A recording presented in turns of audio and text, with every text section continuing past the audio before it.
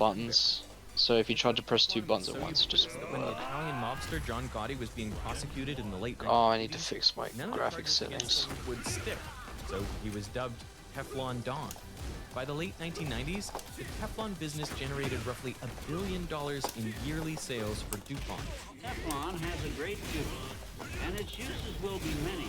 The chemicals were everywhere, even where they shouldn't be. Oh. There's something wrong with this water. The man behind the camera is Earl Tennant, a farmer in West One of my retarded old co-workers just messaged me asking, oh, do you know how to take headlights out of the car? 163 of these animals. How fucking stupid do you have to be to not see like the 3 screws that hold the gun in? And the hair here on our neck. And they keep trying to tell me there's nothing wrong with these things. I play with West Virginia State Veterinary, and the only thing he asked If this nigga wants me to actually fucking like go over to his house tomorrow and take the headlights off his shit box, I'm threading every screw. Armed with That is tight. VHS videotapes. Is that on Marketplace? Videotapes. Huh? You know, it was a serious Or problem. is it? something wrong with this cow. No, one of my What is one of my that? co-workers asked me for The animals fucking were wasting help away. with his Oh. Skin and bones, and we had Idiot. tumors. Yeah, Sleeping. he doesn't have to take headlights out. Videotape. White foam coming out. You undo the bolt and then you maneuver it and No, it's hold not a it. fucking bolt. It's a Commodore, so it's gonna be screwed.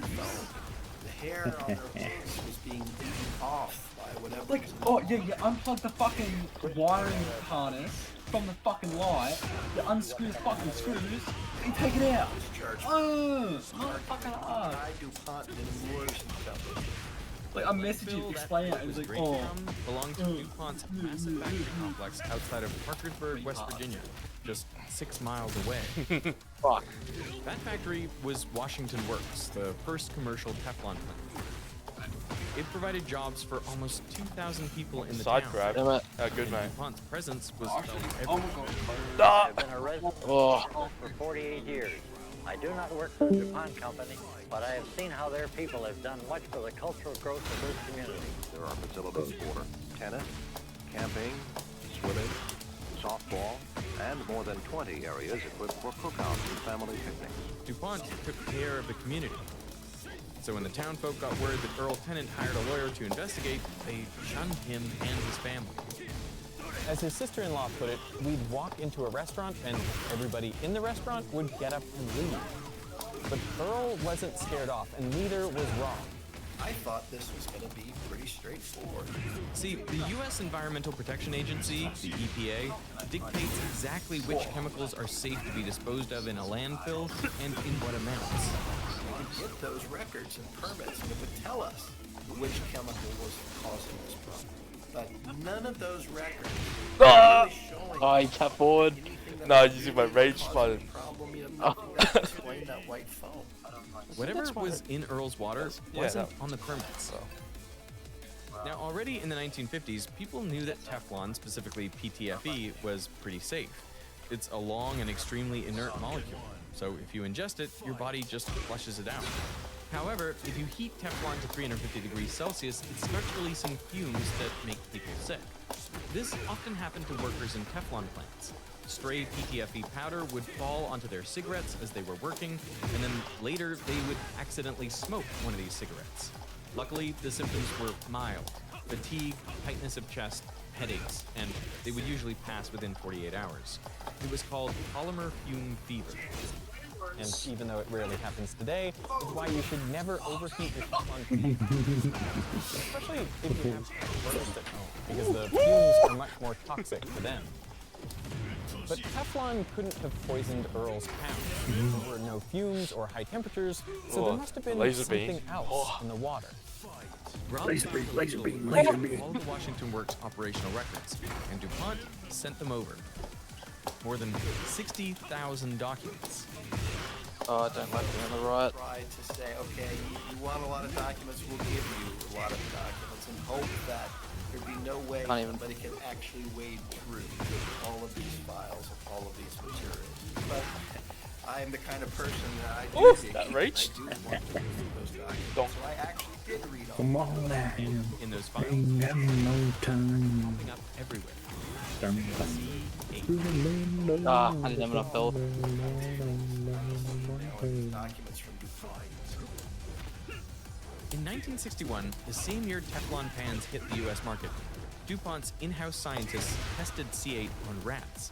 Ingesting as little as 1.5 milligrams of C8 per kilogram of body weight caused the rats' livers to grow abnormally. And a dose of 570 milligrams per kilogram is lethal. For reference, sodium cyanide, one of the most Emma, dangerous put up poisons, that. is lethal to rats in doses of 5 to 15 milligrams per kilogram. But even though C8 was less fatal, it was concerning for two other reasons. First, like Teflon, its tail is made of carbon-fluorine bonds, which makes it incredibly stable. So C8 wouldn't break down in the environment for decades. And second, C8 looks like the fatty acids that humans and animals need for normal function, just with fluorines instead of hydrogens. So the concern was that C8 could get into the bloodstream, hitch a ride on the proteins that transport fatty acids around, and get almost anywhere in the body. Cancel out the way. Because of the carbon-fluorine bonds, humans and animals have no way to break down C8, so it could slowly build up, mimicking those fatty acids and potentially disrupting the systems they regulate, like the liver. Toxic, persistent, bioaccumulative. So the concern was, it's like a ticking time bomb. It's got more opportunity to cause harm. As a safety measure, that same rat study suggested that all these materials should be Does handled that with fit? green care, and that contact with skin should be strictly avoided. In 1962, DuPont redid the study and confirmed that high doses of C8 kill rats through injury to the stomach, intestine, brain, Then in 1965, they found those same. I should have known it would work 6 times. The evidence was mounting. They were even studying monkeys. Some of the monkeys were dropping dead. These chemicals were causing toxic effects in multiple organ systems in multiple species. All these studies weren't being shared with the scientific community. And likely, no one outside of DuPont would have noticed something was wrong if it was not for tooth decay. The most widespread of all diseases. In the 1950s, tooth decay was a nationwide problem, so the U.S. started adding inorganic fluorides like Random red sodium giant chloride alright. to the water supply. This helped fight cavities. 16 years after fluoridation, all children will have... Oh my god, they're talking about the fluoride in the water now. Yes! Step forward. Fluoride in the water, it's gonna freaking frog skate. Organic fluoride was getting into people's blood. So Chemicals in the water, turn from like a around frog the skate. US, and the results were Frog as skate. expected. More fluoride in the tap water meant Like more how long for fluoride your in the update? blood. But they found I'm in the session, I'm waiting. Oh, blood too, real? which was Yeah. fluorine, Dude. carbon fluorine. And it didn't follow the same trend. These researchers were wondering, Oh, where that's a does this punish come for from? Because this is not a naturally occurring substance. And they did research and they found that through making these organic fluorides, things like PFOA, right? So they approached 3M in 1975, asking them, hey, we found this stuff in the general U.S. population. Could it be yours? And 3M pled ignorance. But just 3 months later, 3M compared the Damn. organic fluorine from the study to their own chemicals, and it was a match. Their chemicals I don't were want your getting into kisses the on the blood cheek. of people all across the United States, but they didn't tell the researchers. 3M and DuPont were worried, so they checked their own workers' blood. And they found that they too were contaminated with C8 at levels 1,000 times higher than those in the study. And when DuPont checked their medical records, many of these workers were showing signs of liver disease. Meanwhile, DuPont was dumping almost 10 tons of C8 into the Ohio River each year, and they were piling up thousands more tons as C8 sludge that would leach from the landfill next to Earl's farm. All while showing... Damn it, why do you memorize so well? And the water that eventually flows to the river is collected at 5 points, analyzed to make sure we don't. Let me Ohio let me wipe your shoes, River. Angus. Your shoes, they need to be clean. I don't want clean shoes. Your I hate shoes need that that to be loaf clean. protects you from my launcher.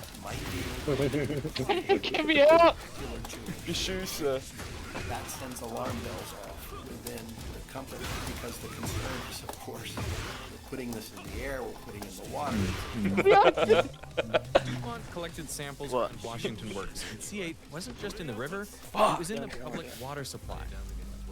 So, in 1984, DuPont officials met to assess whether C8 should be swapped for a safer I'm chemical. not yet declared, But their so conclusion was that currently none of the options developed are from a What does Nathan want, Angus? standpoint he wants to know if it's worth buying Expedition 33. Tell him yes. Tell him yes. DuPont just came up with Yeah, I told him I haven't played it yet, but DuPont apparently. scientists are the first people on the planet to say what would be a safe Don't know.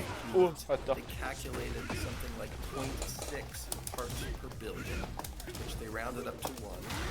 The importance of that is, at that time, that was about the lowest level you could detect in water.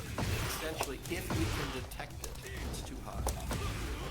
So to put that into perspective, here Get is down. 1,500 liter tank. What even? What the fuck even? Now imagine you take You weren't gonna one drop rage of me. PFOA, I knew that. 0.05 milliliters, and you place it not in one of these tanks or 2 or 3, 20 of these tanks. That's 1 part per million, and that's the number DuPont thought would be unsafe for humans to drink. And after determining its own safety metric, DuPont tested the landfill wastewater leaching into Earls Creek. It came back at 1,000 Yeah, it didn't reach. parts per billion. So, I thought I had figured out what had finally happened to the Rob compiled all the evidence into a 900-page letter and sent it to the EPA, the Department of Justice, and even the U.S. Attorney General. And just a few months later, DuPont Push it to the limit. and his family for an undisclosed sum, although they No, no, no! Drop it, drop it. But this stuff wasn't just in the water the cows were. This was in surrounding communities. You should have raged into it. Would have been cooler. People around Mr. Tennant, tens of thousands of people in that community had likely been drinking this for decades and didn't know. So Rob sued DuPont again, now on behalf of the 70,000 people around Parkersburg who were unwittingly exposed. I'm just not connecting fast enough. It wasn't just Parkersburg or West Virginia. In the year 2000, researchers analyzed blood samples from thousands of Americans across the country. And 100% of those samples came back positive for C8, at an average of 5 parts per billion. But if virtually everyone in the US is contaminated, how harmful could C8 really be? No. This is No, I exactly what Rob fucking wanted whiffed to it. have a fighting chance against DuPont. So in 2005, he spearheaded a medical study of everyone around Washington Works. Scientists need to know if the chemical C8 causes any health problems. By completing a health questionnaire and having your blood tested, you can help. Analyzing the blood samples and medical records took 7 long years. And many in Parkersburg passed away, And how many rounds have you guys got? including Earl and his wife We're Sandra. doing first to 5. Oh, not first to 5. Finally, Best out of in 5, I'm pretty sure. 2013, an independent science panel had the results. They confirmed a probable link between C8 and 6 human diseases, including thyroid disease, testicular cancer, and kidney cancer. And these findings were based solely on the nearby community, with an average C8 blood level of 28 parts per billion. So, for example, an average American male has around a 1 in 43 chance of developing kidney cancer.